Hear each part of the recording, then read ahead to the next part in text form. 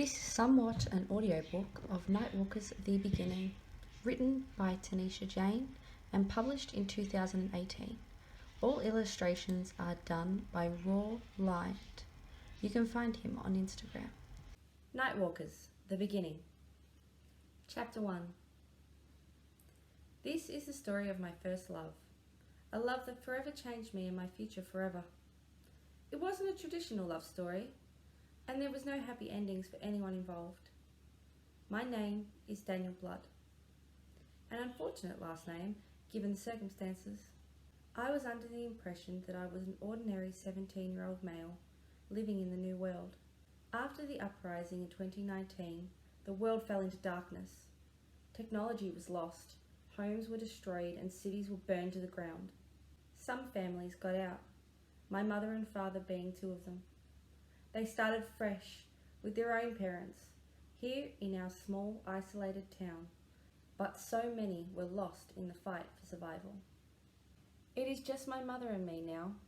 My father disappeared 10 years ago after an argument between my parents turned into a forever black hole in my mother's heart. My mother has been amazing, a strong protector who follows the rules to keep us safe from the Nightwalkers.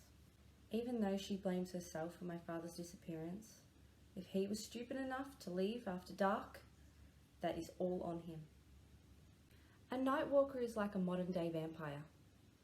They began taking back the night in the summer of 2019. Before then, vampires were always shrugged off as a myth, loved and dreamed about by teenage girls. Little did they know, though, they are very real and very dangerous.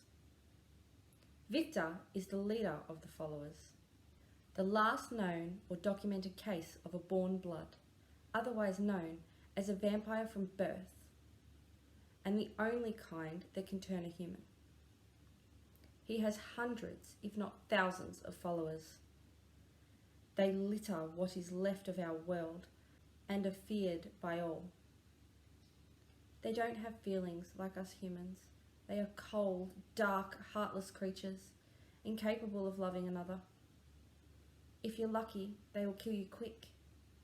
I heard they enjoy witnessing the colour drain from your eyes while they suck every ounce of blood from your terrified body. Born bloods are almost unheard of, created when a male Nightwalker has a child with a human. It wasn't something that happened often, but a few cases were reported many years ago. That child could have been born a human and married a human and then had a child that was a human, and so on, for hundreds of years.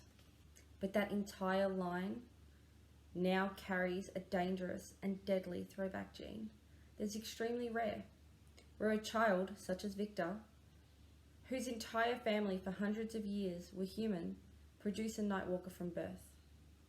Unfortunately, there is no way to tell if the baby was born that way, because the change doesn't start until puberty. We were all told the story of Victor as a child, a bedtime story that was meant to scare us and keep us in at night. Victor came from a quiet family of four: his mother, stepfather, and 2-year-old sister, and himself. They lived in a farmhouse just outside of the rural town. And around the age of 13, he started noticing the changes. He knew keeping these things quiet was a matter of life or death, so he kept it to himself and lived life as normal. The story goes that late one night, a friend of his mother heard uncontrollable crying coming from the house. When she peeped into the window, she saw Victor's mother battered, covered in blood, and lying on the floor. She could hear a man screaming, begging for mercy in the next room. Then all went silent. The woman ran back into town and spread the news that there was a Nightwalker attack, prompting the townfolk to decide that murdering everyone in that bloodline was the safest way to prevent another bloodborne. Victor put up a fight, even as a young boy, but luck was not on his side. He then lost everyone he ever loved and everything he ever knew. Some say that was when his heart stopped for good. Others say it was when he first tasted blood. It doesn't matter. He is what he is.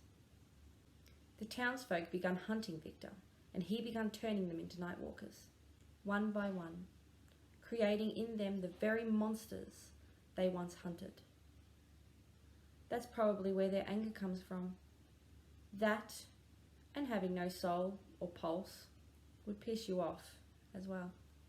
The ones classed as born bloods were killed once they first started showing signs, like sensitivity to sunlight and a lack of appetite.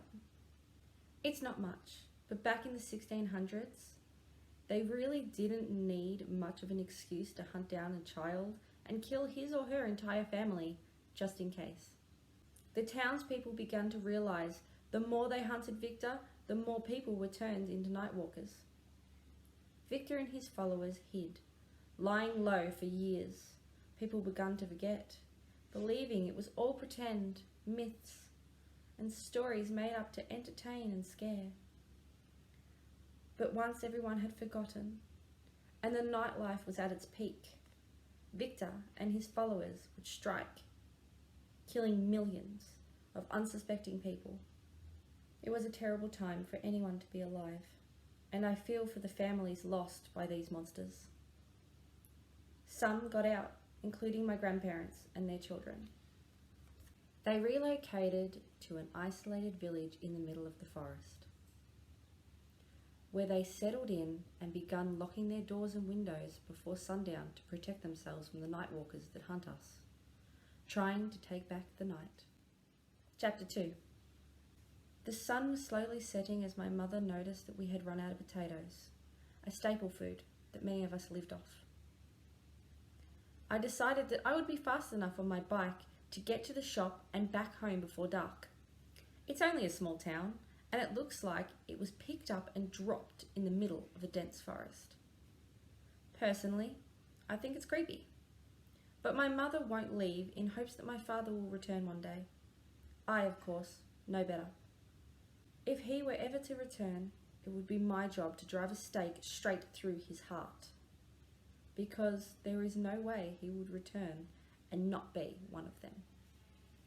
As my mother was locking up the windows and starting dinner, I snuck out the front door.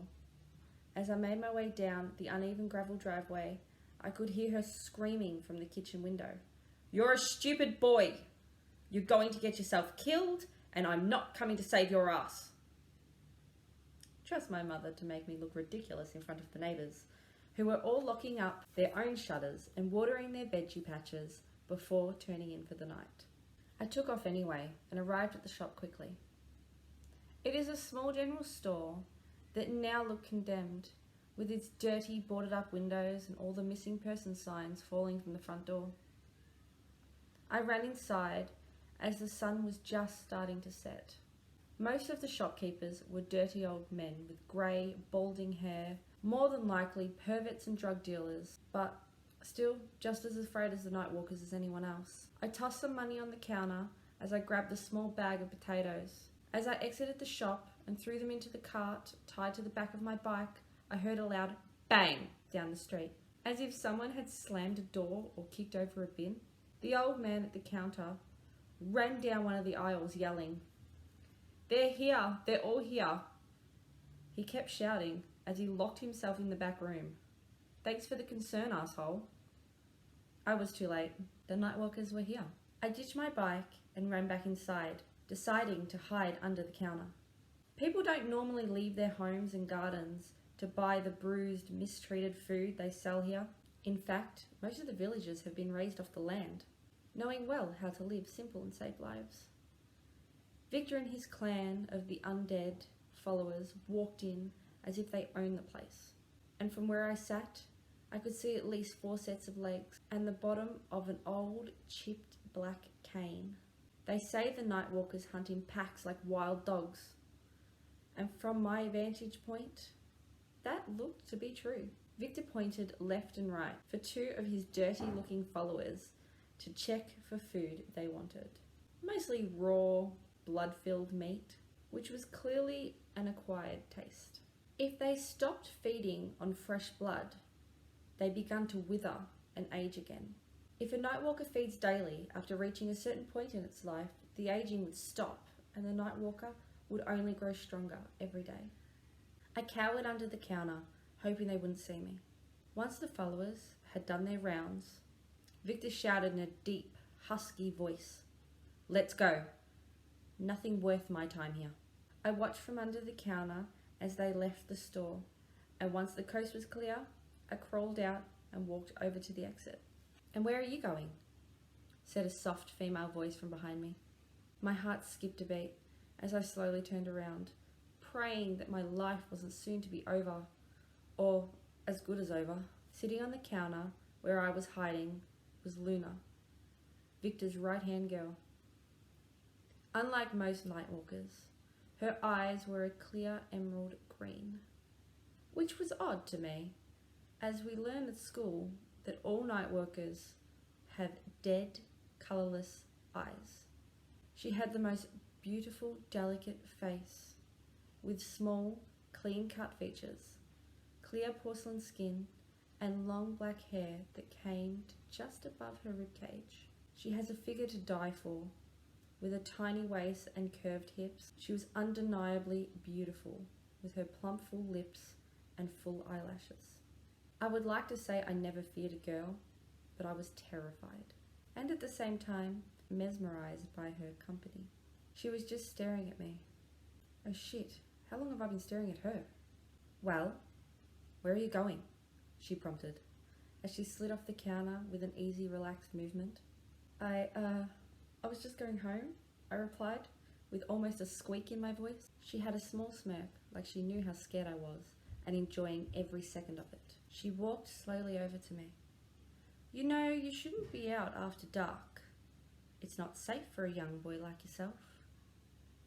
"I'm not that young," I snapped, with my voice breaking under the pressure. I could feel my face flushing red with embarrassment.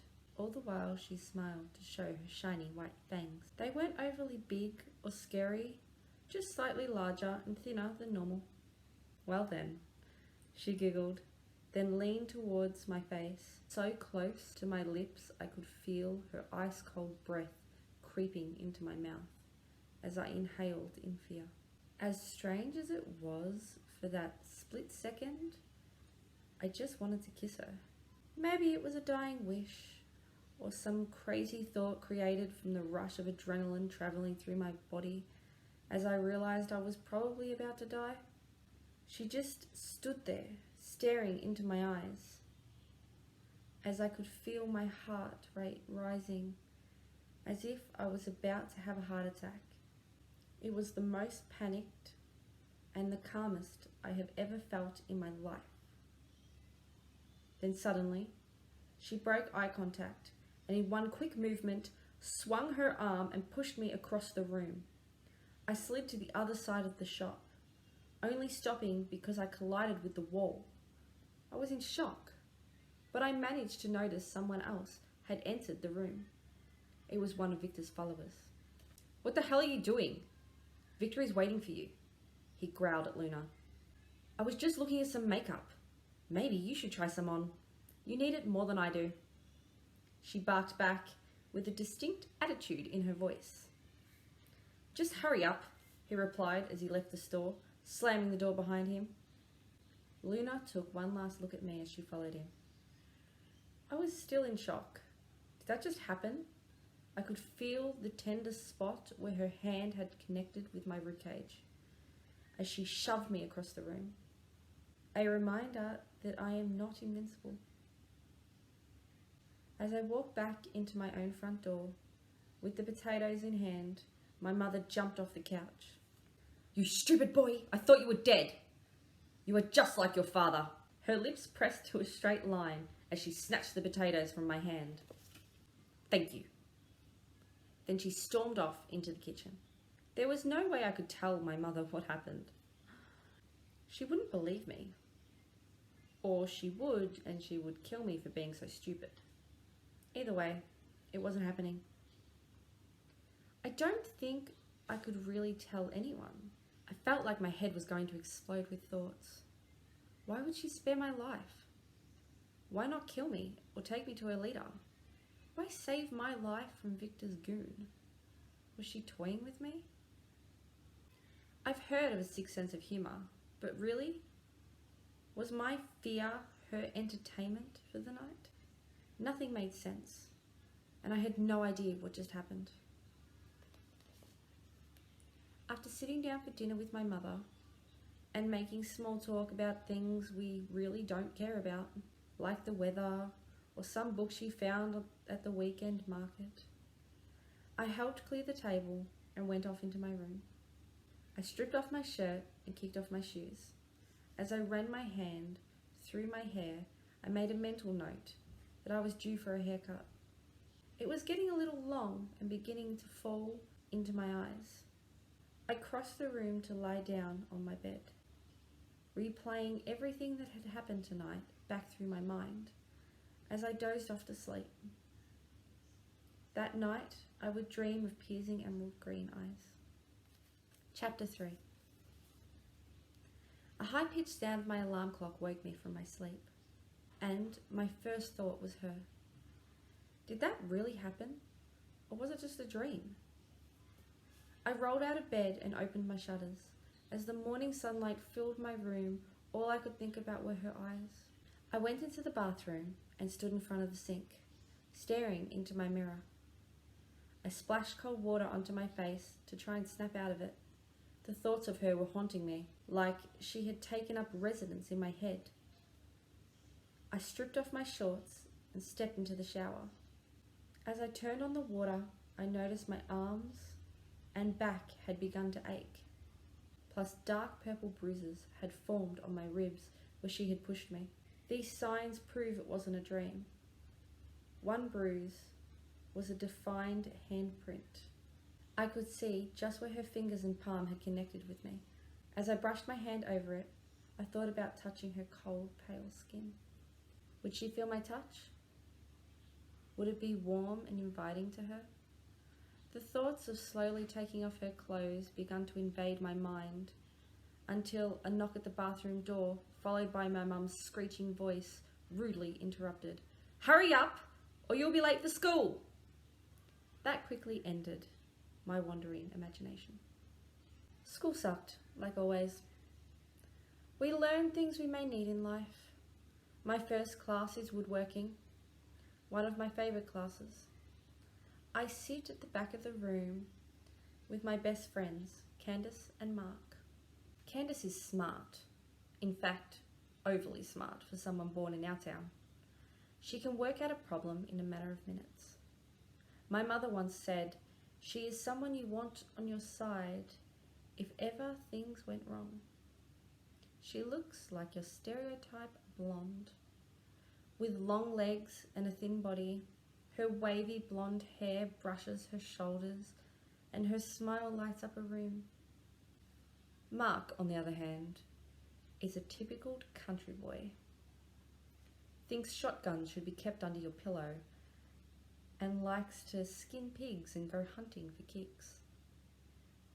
He's always rocking his plaid ripped shirt and denim shorts with steel cap boots. Not a look that anyone can really pull off, but that's just Mark. We're an odd bunch, but it makes things interesting at the worst of times. Sitting in class while the teacher rambles about the right way to use a hammer, Candace looked over and whispered at me, "What's up with you? You've barely said anything all class. That's just not like you." "Sorry, Candace," I replied, "but I had the strangest thing happen to me last night." "Am I boring you?" Mr. Fletcher interrupted. "Sorry, sir," I said as I glanced across the room. Mr. Fletcher was a grumpy old man, almost bald, with long, lanky limbs. He also had a slight limp. His real passion is maths. But we are all more worried about keeping ourselves alive than learning the square root of a triangle. So he was reassigned. Candace spent most of the class staring at me like she was trying to read my mind. I just sat in silence, scribbling eyeball drawings on a piece of paper. Mark was too busy to notice anything. He sat next to me, carving steaks out of leftover bits of wood. Finally, the bell rang, so I collected my books off the table. Candace reached over and grabbed my sketch. "Oh, would you look at this? Who the hell are you crushing on?" Intrigued by my response of, "You wouldn't understand," she stared silently as I snatched the paper out of her hand and stuffed it into the back of one of my books. Mark butted in with, "Did you kill anything?" To which I crudely replied, "No." "Then it's not important," he replied. Candace shrugged it off, looked over at Mark and said, "What is with all the steaks?" We both probably knew what he was going to say, and sure enough, Mark came back with, "I'm going hunting. Dad gave me this old school crossbow modified to shoot steaks." He sounded as excited as a child talking about a new toy. "Are you kidding me? You can't just go hunt the Nightwalkers, idiot," Candace said with serious hostility in her voice. "We all know that. Why do you think it's not done anymore? People aren't that stupid." "It's not done because I haven't done it, Candace. That's why. You're welcome to join me if you want, sweetheart." Mark replied with a smirk, making good on his habit of calling Candace a terrible pet name. It probably didn't help that Candace and Mark were dealing with some serious sexual tension. Ever since my birthday, when they claimed they accidentally had sex.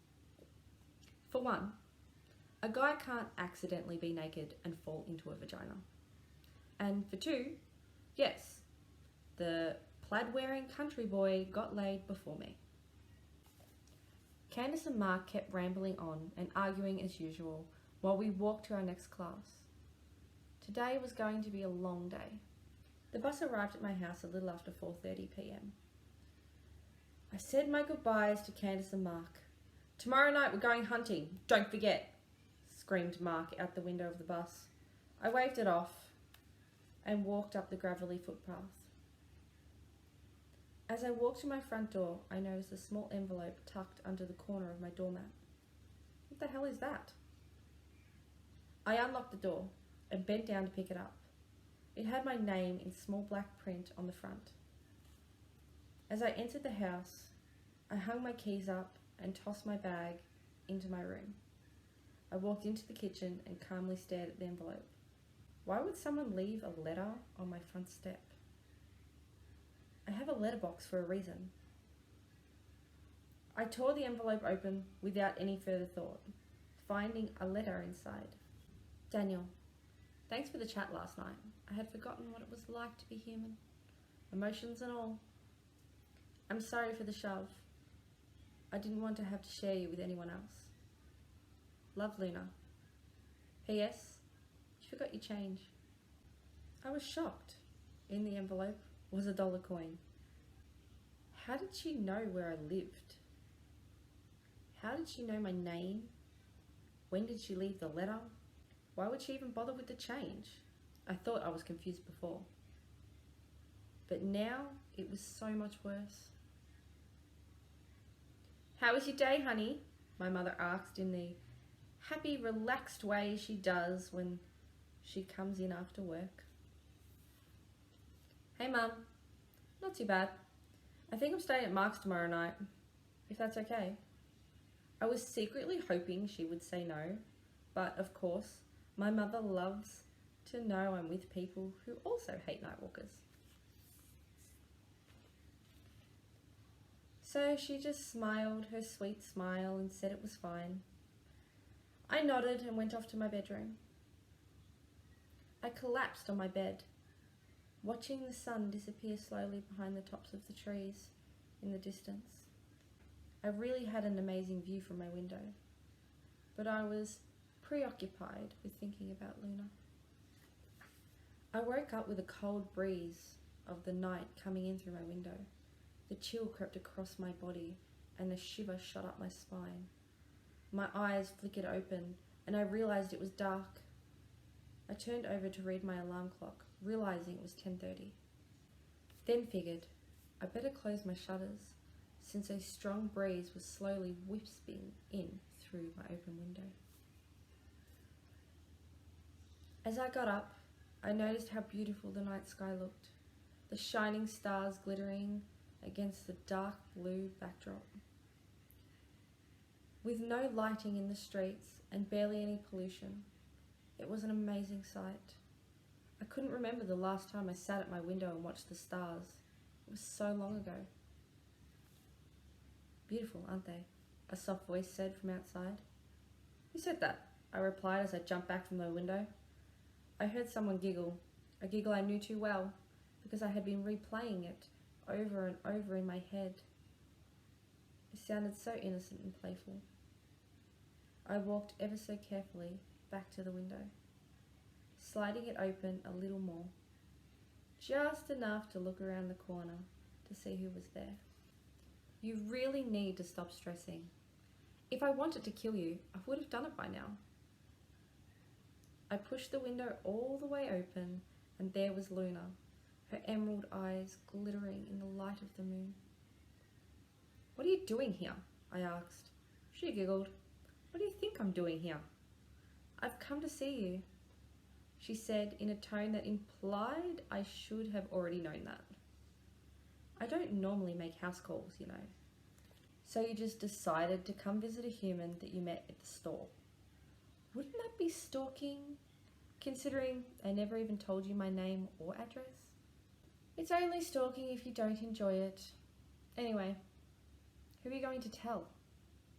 Everyone will think you're crazy. We Nightwalkers kill, remember? She said, smirking. How come you didn't let yourself in?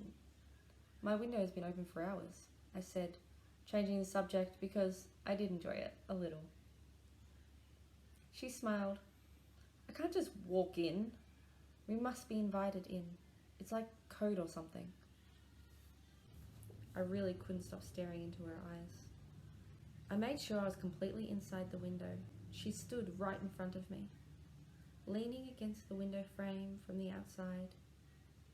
Gazing into her eyes, I felt like I was in a trance. I take it you still don't trust that I'm not going to hurt you, she said, pulling a sarcastic sad face. Why would you say that? I replied with a small quiver in my voice. Well, you haven't invited me in. And I'm pretty sure you standing a safe distance from the window says it all. I'm sorry, I never encountered a Nightwalker before, I said in an apologetic voice. Not all the stories you hear are true. Not all of us are horrifying creatures that suck blood and kill. Just most of us, Luna said, clearly a little ticked off by my lack of trust. She obviously had an attitude problem, but also seemed so innocent. She made me feel safe, like nothing was going to happen, but I was not ready to take the risk just in case. Just then I heard a noise in the kitchen, and as I turned back around from being startled, Luna was gone. Not a trace of her left. My mother flung open my bedroom door and screamed, "Close that window! Do you want to die?" Sorry, Mum. I'll lock it up now. As I shut my window and closed the shutters, thoughts of Luna came flooding back to my mind. She was completely amazing. There's something different about her, something soft. I know it, but there was no way to prove it, and no one would ever believe me. They would just think I was crazy, and I was not dealing with that too.